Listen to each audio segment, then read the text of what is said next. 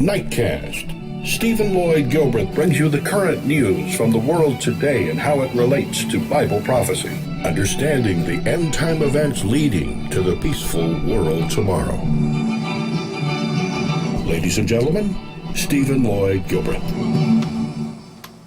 Greetings, friends, and welcome to this July 8, 2014 edition of Nightcast. Friends, I'm opening up tonight with news out of Brazil related to the World Cup games over there for a couple of reasons. Let me tell you, let's go to the story first, and I'll explain why we started with this at the end of the story. Brazil fans are shocked by a 7-1 defeat by Germany. Not in their worst nightmares did anyone in Brazil think this is how it would end. The scene had been set at the stadium in Belo Horizonte and at street parties across the country. This was to have been Brazil's inevitable march towards their own World Cup final. But everywhere, heads dropped, mouths open wide, and people cried as this proud footballing country was completely humiliated. The stadium emptied and the fan fest fell quiet. No one in Brazil had seen this coming. I think it's really sad in the end to end the competition, to end the championship with this kind of negative result. For Brazil, for the Brazilian people, it's very embarrassing, Well, the Germans have well and truly rained on Brazil's parade tonight. This has been a complete footballing humiliation. Any notion that Brazil were finally going to win a World Cup on their own soil has been completely extinguished. This has been a roller coaster of a tournament, but ultimately disappointment and embarrassment in a country where football means so much. There will be an inquest, resignations, and a period of national mourning. But it will take this country a long time to get over what happened at the Mineirão Stadium in Belo Horizonte. Willow Davis, BBC News, Rio de Janeiro. Well, there will probably be very few Brazil fans congratulating Germany, as a good sport would do, on their victory. But because, friends, Germany won that over Brazil, and because it's such a major emotional upset for Brazil, that's one reason I wanted to show that to you first, and because we have some church brethren who are from Brazil, just many good reasons to do this, and also because in the next story, at the very same time at the emotional upset of the loss of this game tonight by Brazil to Germany, at the same time, hundreds of those football fans who were watching the World Cup semifinal were forced to flee Copacabana Beach as a mass robbery took place. I'm going to roll this in the background while I tell you about this. The people, let me go ahead and bring it forward and I'll still tell you about it. The people stampeded out as a gang of young men carried out a so-called arresteo, mass robbery, running through crowds and inciting panic in the viewing area on the beach. The gang snatched jewelry and bags along the way. This footage courtesy of Ana Mesquita. So I wanted to show you that because as you saw those mass of people running, it relates to what's happening right now in Israel. As we open this next video from Israel, you'll see what looks like a very, very similar scene. Palestinian militants have fired more rockets at Israeli cities after the start of a major air and sea offensive by Israel in the Gaza Strip. Hamas launched several missiles toward Jerusalem tonight, but didn't hit the city. Earlier, Israel also intercepted a rocket fired at Tel Aviv. James Reynolds reports from Ashkelon. In Israel's biggest city, sirens ordered a scramble for cover. Tel Aviv is 40 miles from Gaza, within the range of Hamas rockets. As dusk fell, the police closed roads next to the border with Gaza. We filmed empty streets in Ashkelon, just 7 miles from the Palestinian territory. Okay, here we go. We're going in. There's an alarm. Let's come on in. Everyone in this restaurant has been told to come on through. This alarm means that there is a possible rocket coming in from Gaza, and everyone has just a few seconds to get through to the shelter. Actually, there isn't a This is as good as the shelter gets here. We're very afraid. We're always here. We have no place to run. The Israeli army has just released these pictures.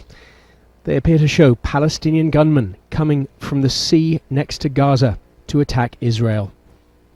Here, the army goes after the 4 infiltrators as they climb a hill. Israel is facing both gunmen and rockets. Israel will not tolerate the firing of rockets on our cities and towns. We have therefore significantly expanded our operations against Hamas and the other terrorist organizations in Gaza. On the Prime Minister's order, the Israeli army has massed outside Gaza. The country awaits word of further offensives. James Reynolds, BBC News, Ashkelon.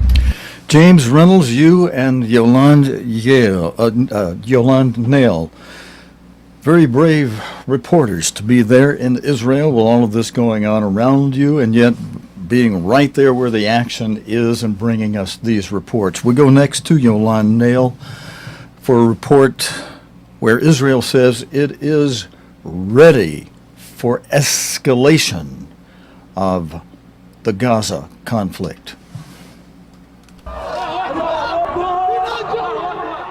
Running for their lives, 7 Palestinian civilians, including children, were killed here in Khan Yunis in southern Gaza. They'd been trying to protect this house from an Israeli air raid. One man had a narrow escape. Earlier, this car was turned to wreckage as Israel hit 3 Palestinian militants. It says it wants to stop those behind rocket attacks. Their burial soon took place. Just a few hours ago, the 3 men, all Hamas militants, were driving along a street in Gaza City. Now they've been carried into the graveyard. They were killed in an Israeli airstrike. And just look at the crowds that have turned out to pay their respects. This footage from the Israeli military shows it targeting Gaza. Now the militant wing of Hamas says a red line's been crossed. The Zionist enemy won't know stability and calm until our conditions are met, its spokesman Abu Ubaidah said. At the Shifa hospital, ambulances ferry in the wounded and doctors worry about what happens next. Within 1 or 2 days or 3 days, I don't know, it's finished, or our resources and how to deal with the victims. But with many longer-range rockets fired from Gaza into Israel tonight, the cycle of violence continues. Yolande Nell, BBC News, Gaza City. And friends, as this great conflict in Israel goes on, Israel says it has no alternative but airstrikes after rocket attacks. The current situation where just in the last hour we've had another 16 rockets launched at Israel, at our towns, leaves us with basically no alternative. We were voicing our concerns last week and we made them clear to everybody, especially Hamas, that what we want to do is de-escalate the situation. And what response did we receive? We received a response in the form of over 80 rockets just yesterday. It's an unrealistic, unbearable reality for our towns, for the people, for the children that can't go to kindergarten today, for those people that are sitting, as we speak now, in the shelters from their rockets. So I would suggest, first of all, that Hamas, they be held accountable for their rocket firing. I suggest they stop it, and I will, as far as we're concerned, we will do everything in our power to strike Hamas where it hurts, take out their rocket and missile capabilities, prevent them from attacking our towns, and do everything in our power to safeguard our civilians. It's not possible, though, is it always, to be completely surgical and to take out those rocket positions? Others get injured. The Palestinians say women and children in this case. Well, you know, Hamas, they choose where to plant their rockets. Indeed, it is a huge challenge for our military. We have extensive intelligence, extensive operational capabilities. We are doing it within the realm of the rules and regulations, and we check and cross every dot and T so that we know what we are striking.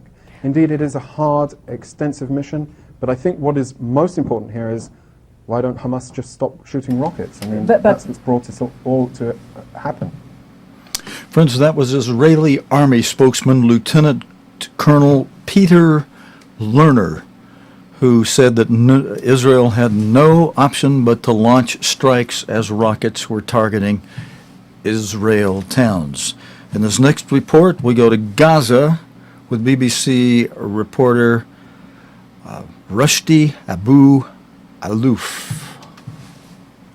The spokesman of the Hamas-run Interior Ministry said the number of airstrikes has risen into 30 targets. The airstrike targeted like a military compound for Hamas, and also they have hit 5 houses, as the Hamas spokesman said. The 15 people were injured, including 2 women and 1 2-year-old kid, according to the Palestinian Health Ministry spokesman. As we speak, the sound of Israeli airplanes are still flying over the Gaza sky, and also half an hour ago the Palestinian militants have fired 2 rockets into the city of Ofokim, which is about 40 kilometers away from the border. Al-Qassam brigade, the military wing of Hamas, claimed responsibility about firing the rocket, and they said it's a response to the Zionist aggression, as the statement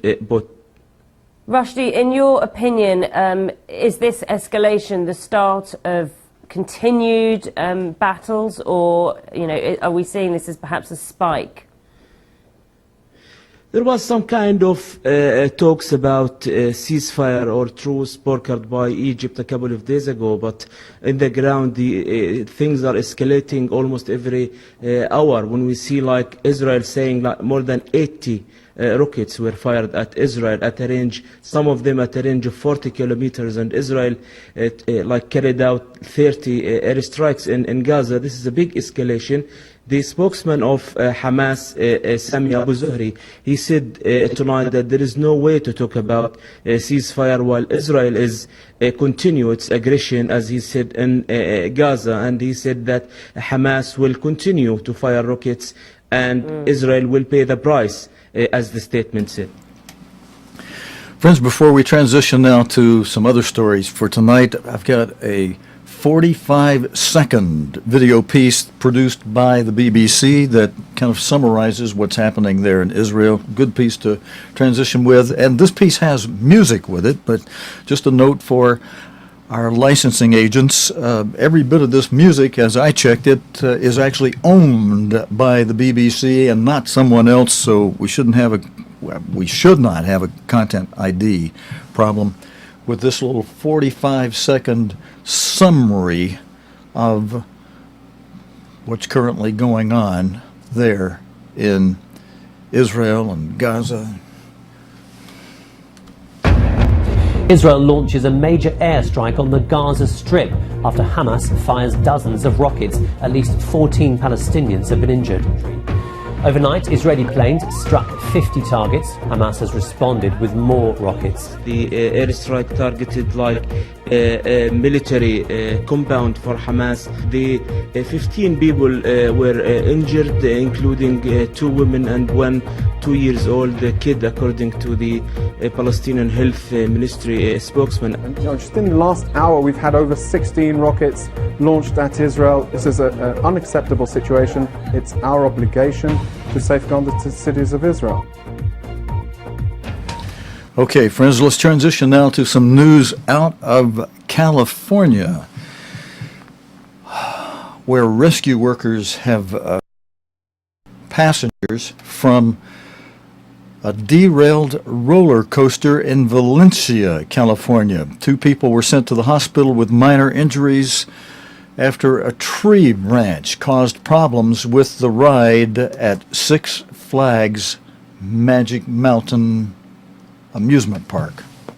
We were going across my turn, and all of a sudden a loud noise happened. I ducked down just at the time a hard branch hit me in the head. I was there bleeding from my head, which is a little worse than this, but it took about 45 minutes to get any kind of response. One woman's child was on there for an hour, and no one was able to tell her whatever was going on. I was really shocked at first. I had no idea that that could even happen, and it's just a really big shocker. Friends, some more news that relates to the United States. Malinowski, with Bahrain's al-Wifaq opposition group leader Sheikh Al Salman, left here in this picture. A U.S. diplomat has been ordered to leave Bahrain yesterday after meeting members of a leading Shia opposition group. He's spoken out against the move on Twitter.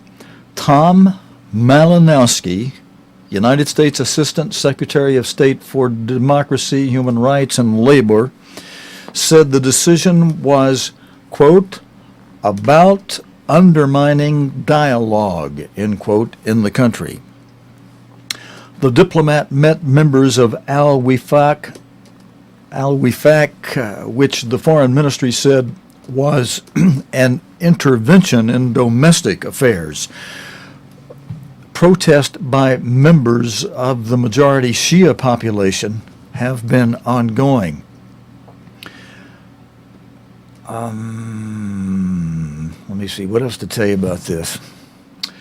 Now, Mr.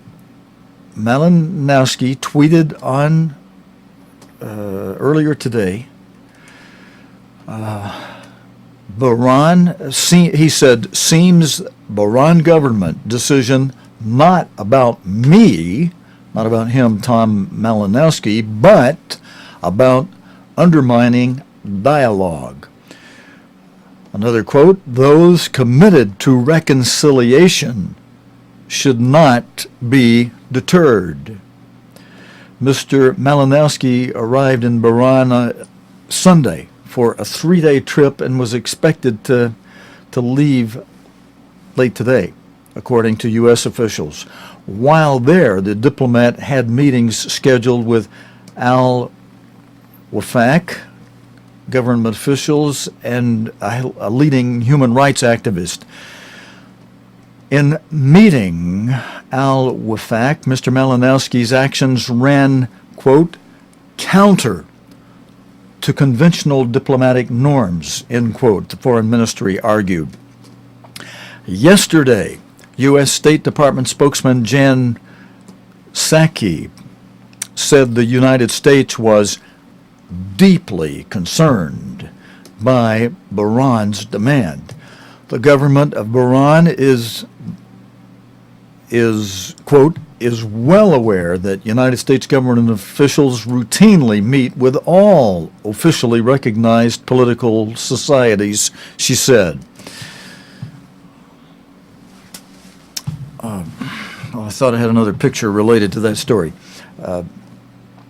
Shias seeking increased political rights have staged frequent protests in Bahrain. The Six Nation Gulf Cooperation Council's GCC, Bahraini Secretary General Abdulatif bin Rashid Al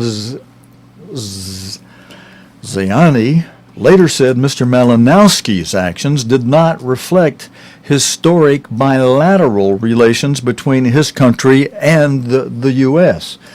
The meeting also did not aid in ongoing confidence-building efforts within Bahrain, he added, according to the Bahrain news agency. Friends, you notice how what seems to be happening to the United States more and more and more and more in current news is exactly what God says in verse 19 of Leviticus 26 when he talks about a nation whose people and leaders and judges are not, overall and large scale, are not obeying their Creator who gave them the blessings of this country and we're just thumbing our nose in his face, and God says, if you don't obey me, I'll make you the tail, not the head. I'll make you very embarrassed in front of your enemies. I'll give you no rain. We're now in the middle of we're now in the midst, I should say, presently active tense, we are in the greatest drought of record ever for this country. Greater now than in 1956. And we have been seeing things like, there was a great dust bowl. We can probably expect more of that to be occurring as this drought just drags on in major parts of the country. As crops won't grow, cattle get skinny and have to be sold off.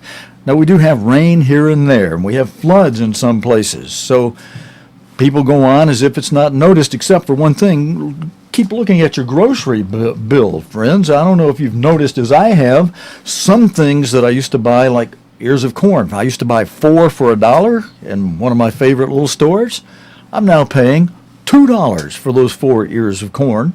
That particular item has doubled in price in just the last year, or maybe just a hair over a year. And we're going to see more of that as this drought, if God allows this drought to drag on, we'll see another repeat of the old dust bowls we've already in the past years. It's just a regular occurrence. Where God's been letting this begin to happen, we see these big dust storms in Arizona. Well, we just think that's just a natural happening, but it's going to get bigger with when as this drought drags on. And God says, I'll withhold your rain if you don't obey me. But if you do obey me, I'll cause the fruit trees in your backyard to grow, and your major fields of agriculture. I'll just bless you up one side, down the other with rain. And I'll make you the head, not the tail. I'll make you the lender, not the borrower. Well, everybody knows the United States is a huge borrower. And that's one of the curses when a people of a nation don't obey their God. In verse 19, with your enemies, he says, if you obey me, 5 of you will chase 100. 100 of you will chase 10,000 of your enemy. Now, and that's the way pretty much the United States has been in many of the wars of the past. Why, a few of us, a few of those in the military of the United States, chase off thousands of its enemy.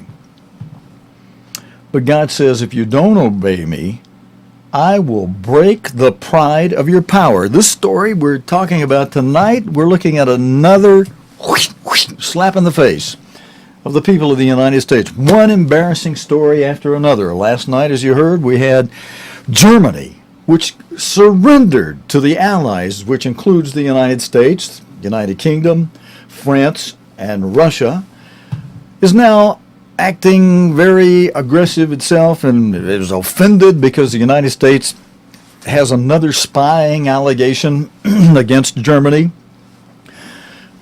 And friends, I tell you, I believe that United States should simply, the president shouldn't have gone over there kissing the chancellor's backside over it. He should have said, I'm sorry, you folks, but let me just tell you how it is. What you guys did during World War II, we're going to be looking at you for a long time. You signed an unconditional surrender, and we don't want you to forget that. We are going to monitor your communications and keep our eye very closely on you. I wouldn't have apologized to them at all. I'd say, look, we have a right to keep our eye on you who signed unconditional surrender. We're going to keep you under our thumb. In the United States, except for the United States is so good. We went along with the tearing down of that wall between East and West Germany, allowed East and West Germany to reunite. In a way, it was keeping a good eye on an enemy that did what Germany did during round 1 and round 2 especially of World War. And just watch who's going to be on top and leading round 3 of World War. But let's go on with this story. I don't want to do a long broadcast tonight like I did last night. I want to give you and myself a break tonight. The small island nation located near the Arabian Peninsula has experienced frequent protest by Shias who seek enhanced political rights. Political talks have thus far failed to mend rifts between the Shia factions and the Sunni monarchy. Now, we're talking about Bahrain right now at the moment. I have another picture. We'll probably pop it on just before I sign off. I've got it out of order. I don't have a video for this one, just have a couple still pictures. Despite the diplomatic clash, Bahrain's foreign ministry provided assurance relations with the United States that relations with the United States remain sound. The government of Bahrain asserts that this should not in any way affect the two countries' relationship of mutual interest, according to a statement made yesterday. Bahrain, an American ally in a volatile region, is currently home to the United States Navy's 5th Fleet. Now, friends, another story that relates to the United States, and it relates to the 4th seal of Revelation. You know, we're now in between the first, second, third, and 4th seal. We're in between those first 4 seals and the 5th seal. The 5th seal of Revelation in prophecy is the next major event to occur as God has prophesied it.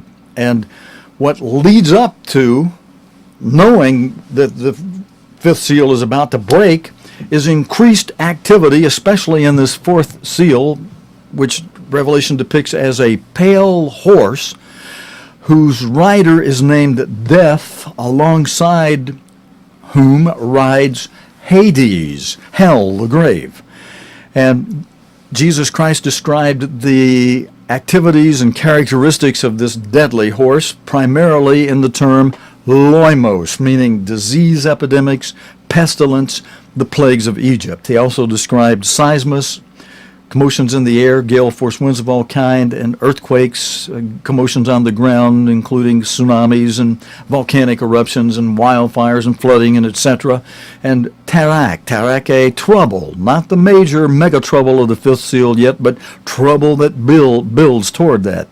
And in the way of disease epidemics, we have a story from today that relates to this 4th seal of disease epidemics. There's been a forgotten United States smallpox vials that were found in cardboard boxes, left in a cardboard box. These long forgotten vials of smallpox have been discovered by government scientists at a research center near Washington, according to officials. The virus, believed dead, was located in 6 freeze-dried and sealed vials, according to the Centers for Disease Control and Prevention, CDC. It is said to be the first time unaccounted for smallpox has been discovered in the United States. The disease was officially declared eradicated in the 1980s. The vials appear to date from the 1950s. Upon discovery, the vials were immediately secured in a CDC-registered select agent containment laboratory in Bethesda, Maryland. That's where my Uncle George lives, who retired from the Pentagon. So this is where they sent them, according to a CDC statement.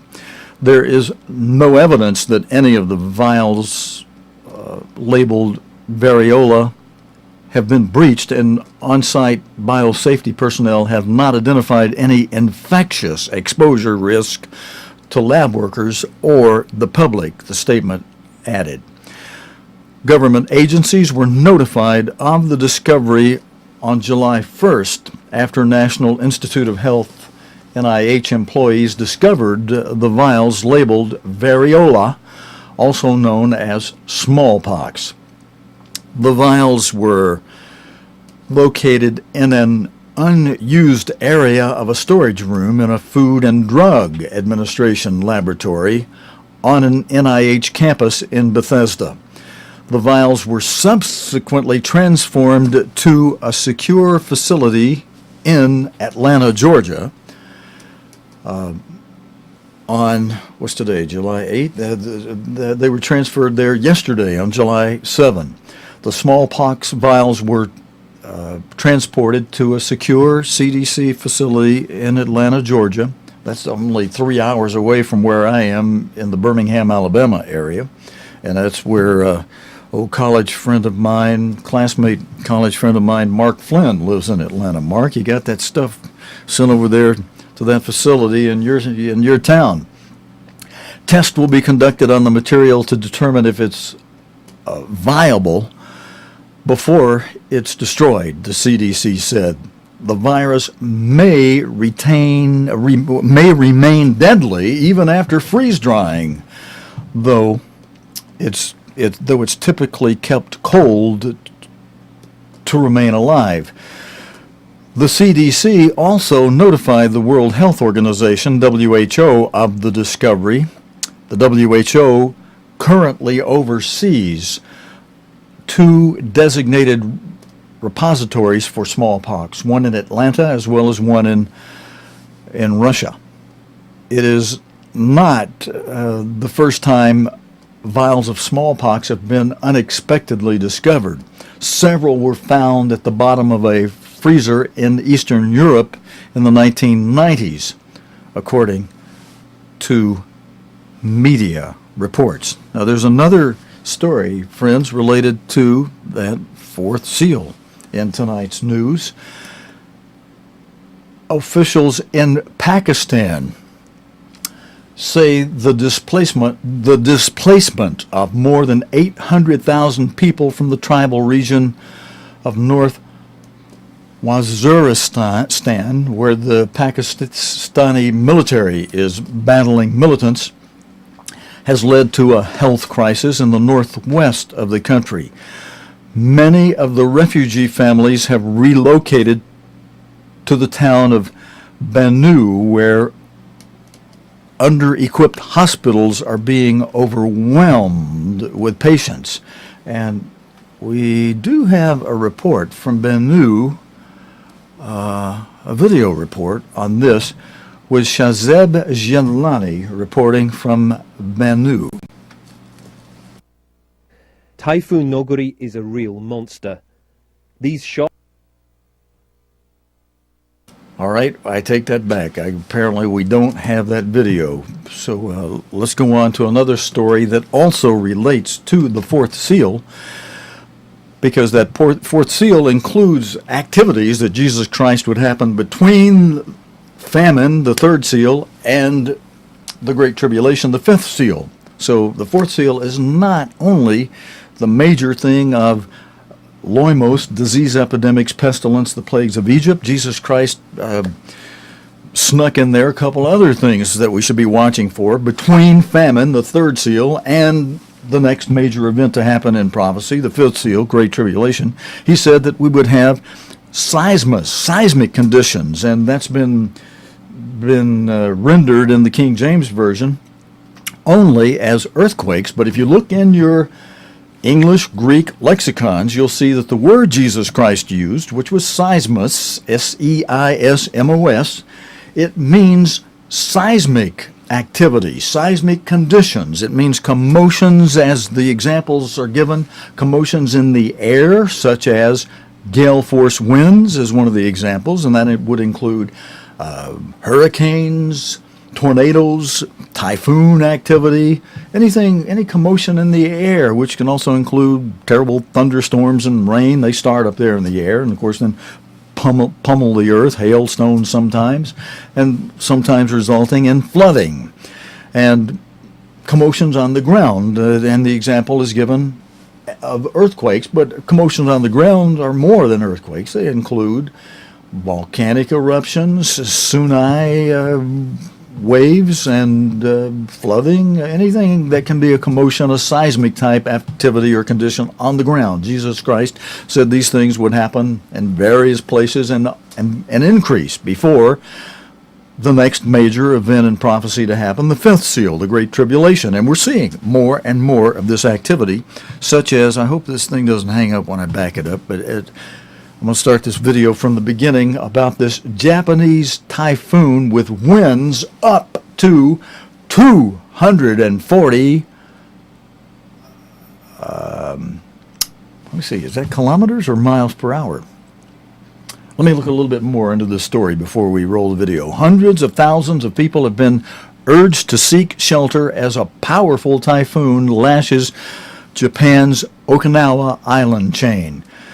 Typhoon Neoguri. Now they're going to say this fast as it goes by. They'll say Neoguri, but it's Neoguri. That's the name of this typhoon. Neoguri. Neoguri was passing over the southern islands today, bringing strong wind and torrential rain. Maybe Rupert Wingfield Hayes, as he gives us this report, will clarify whether that 240, Rupert, I couldn't get that, whether it's miles per hour or kilometers that we're talking about here. Probably kilometers, because 240, if it were miles per hour, even 240 kilometers is pretty colossal. All right, let's go to the report now with Rupert Wingfield Hayes. Typhoon Noguri is a real monster.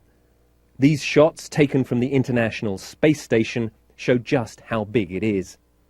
In the last few hours, it's been downgraded from a super typhoon, but it's still 400 kilometers wide and packing winds of 240 kilometers per hour. This morning, the center of the storm swept ashore on the southern Japanese island of Okinawa.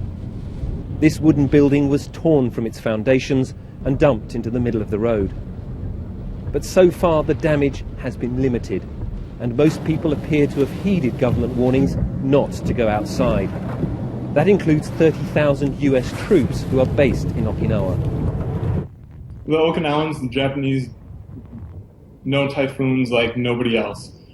What lockdown means is everybody has to go to their home of residence, and they're not supposed to leave their house under any situation, any circumstance. The good news is that there have been only a handful of injuries reported. We have not received any information concerning great damage or injury. The Prime Minister has ordered the government to provide information to our citizens and to prepare thoroughly for any disaster and to respond quickly if anything should happen. The typhoon is now heading north towards the Japanese mainland. It is weakening, but it's still carrying a huge amount of moisture. When it reaches the mainland, all of that moisture will turn to rain. Rupert Wingfield Hayes, BBC News, in Tokyo. Friends, our next story, we go to one related to the red horse, the second seal, the red horse that Jesus Christ described to have activities of war and rumors of war, even civil war type things, internal things, you know, and the fourth seal, it relates to that also because that Tarak condition that Jesus Christ mentioned, that Mark reported in the 8th verse of chapter 13 of Mark, means troubled waters in a figurative sense as well as literally, and in the figurative sense the example is given mobs and seditions. And in Afghan, the presidential contender there has claimed victory in last month's poll despite results giving a lead to his rival. Addressing supporters in Kabul, Mr. Abdullah repeated claims that the election process was marred by fraud. The BBC's Karen Allen was at the rally.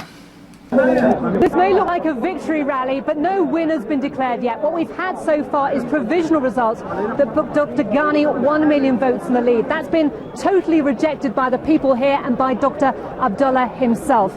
But he's resisted calls today to announce a parallel government. That's what his supporters wanted him to do.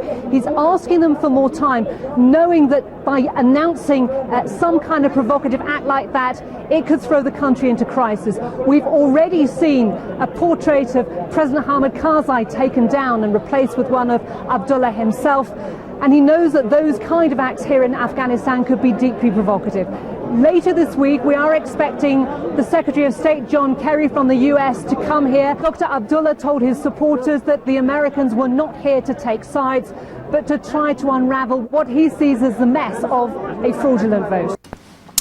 And friends, for our last story tonight, it relates to the first seal of Revelation, Revelation 6, which describes the first seal as a white horse, which Jesus Christ described in plain language as deception. He said, don't let anybody deceive you. He said, many will come in my name, claiming that I, Jesus Christ, am the Christ, and yet they'll deceive many by bringing a message about Christ instead of bringing the message that Jesus Christ brought about the coming kingdom of God. And the story tonight from that white horse,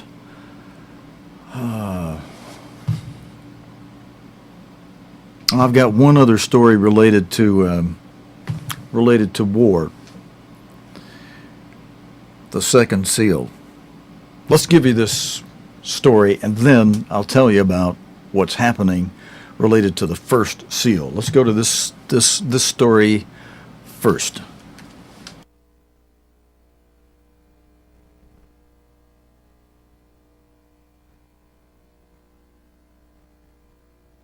Friends, I'm actually rolling a video, but it's not doing anything except sitting there. Okay, well, all right. You know, sometimes on a live program we have to improvise, and so we're going to do a little improvisation. We're going to forget that story. Hope I don't crash this thing. All right, now let's go to our story related again to the first seal, the seal of a major religion that Jesus Christ warned us. Don't be deceived, even if you see miracles done by this great religious system. Realize that that system is backed by a multitude of demons and the devil, Satan himself, and they can pull off some pretty fancy miracles, which God will allow to happen. And yet, don't be deceived, because when they start really pulling off miracles, God will have two witnesses, and the miracles they'll be pulling will be to bring, one of them will be to bring lightning down from the heavens to strike any enemies that get a little too close to these two witnesses, and they'll also have the power over the rain. They'll be able to cut off the rain of this nation, that nation, one country, and another country. Now, I have a report that comes to us it's a written report by way of David Wiley, BBC News editor in Rome. Pope Francis, his story says, is appointing a cardinal. Pope Francis, here you see in the picture, is appointing a cardinal as head of a new economic affairs department at the Vatican. The president and 4 non-executive members of the governing board of the Vatican Bank is due to step down, the BBC has learned. Their move is to be announced tomorrow as part of a restructuring plan for the Catholic Church's central government. Pope Francis has sought to stamp out corruption and other abuses at the bank, which handles the church's funds. The news comes after the bank said its profits fell to 2.9 million euros. That'd be the equivalent of 2.3 million British pounds in 2013, down from 86.6 million euros in 2012. Attempts to create a more transparent banking system for the Catholic Church began by former Pope Benedict after allegations were made that the Vatican Bank had been used by money launderers, will continue under new management. The Vatican's precarious financial system. Let me see, what do we have here in this photograph? The Vatican's precarious financial situation was revealed by the simultaneous publication in Rome of balance sheets for 2013 of the Holy See, of Vatican City State, a separate entity, and of the Vatican Bank, known officially as the Institute for Religious Works, IOR. The IOR moves money around the world to finance Catholic missions and provides banking services for the Pope, clergy, and religious orders. The Holy See, the administrative headquarters of the Church, ran up a deficit of 24.2 million euros, the equivalent of 19.2 million pounds last year.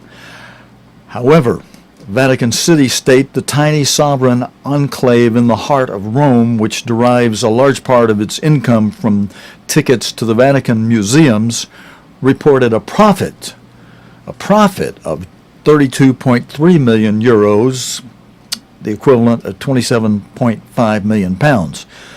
The Vatican Bank president, you see pictured here, Ernst von Freiberg, says the bank's problems have been blown out of proportion. The Vatican Bank reported a massive drop in profits from 86.6 million pounds in 2012 to only that'd be 86.6 million euros, I'm sorry, the equivalent of 68.8 million pounds in 2012 to only 2.9 million euros. A big difference from 2.9 million to 86.6 million, just almost 3 million euros compared to a little over 86 million euros. 86 million euros and 86 million plus euros in 2012 to only just a little less than 3 million euros in 2013. This was attributed in part to write-downs of investments made before the bank's reform program started, when less vigilance was exercised.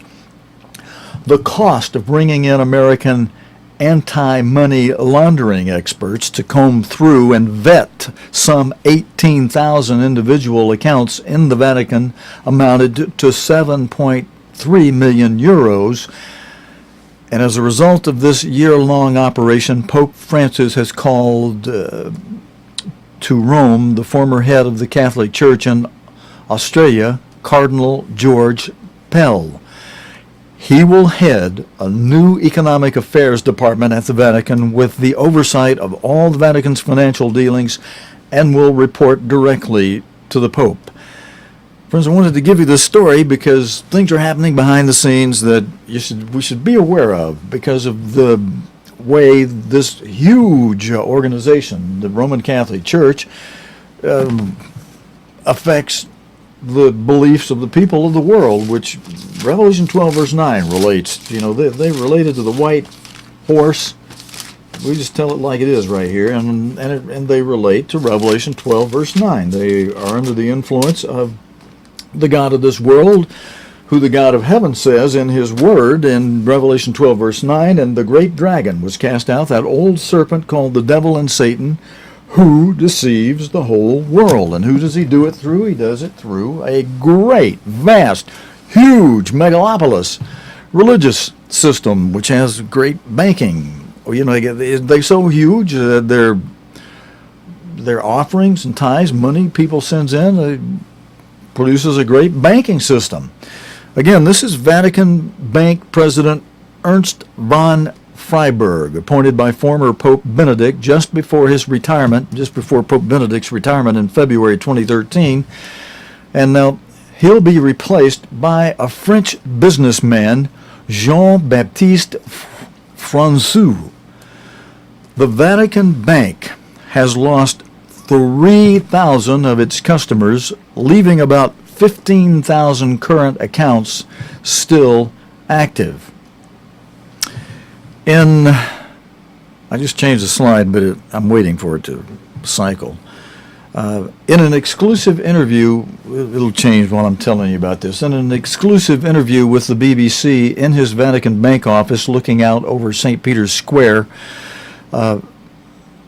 the author asked Mr. von Freiberg if he had discovered many skeletons in the cupboards of the IOR during his term of office. Well, actually, we ought to back up to that slide of Mr. Freiberg again.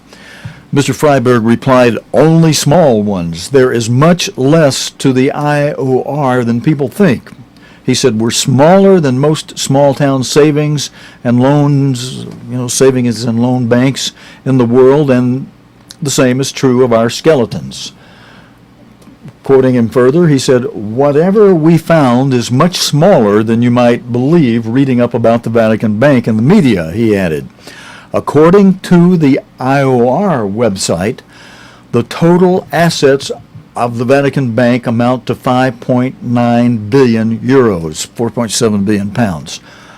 Under Mr. von Freiberg's management, some 3,000 customer relationships have been terminated, leaving about 15,000 current accounts active.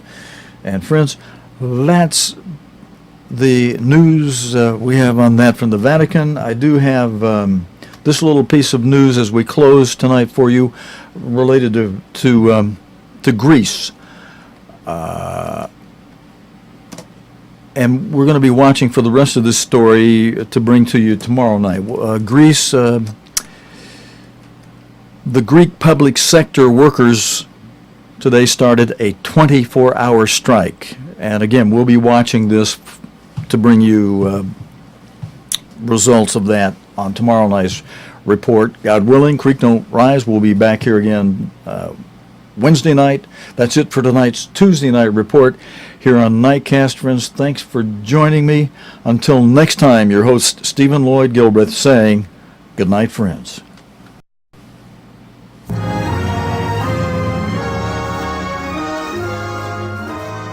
You have been watching Nightcast with Stephen Lloyd Gilbreth. Nightcast can be seen Sunday through Thursday nights here on cogtv.org. Tonight's program is also available anytime on demand in the cogtv.org video archive.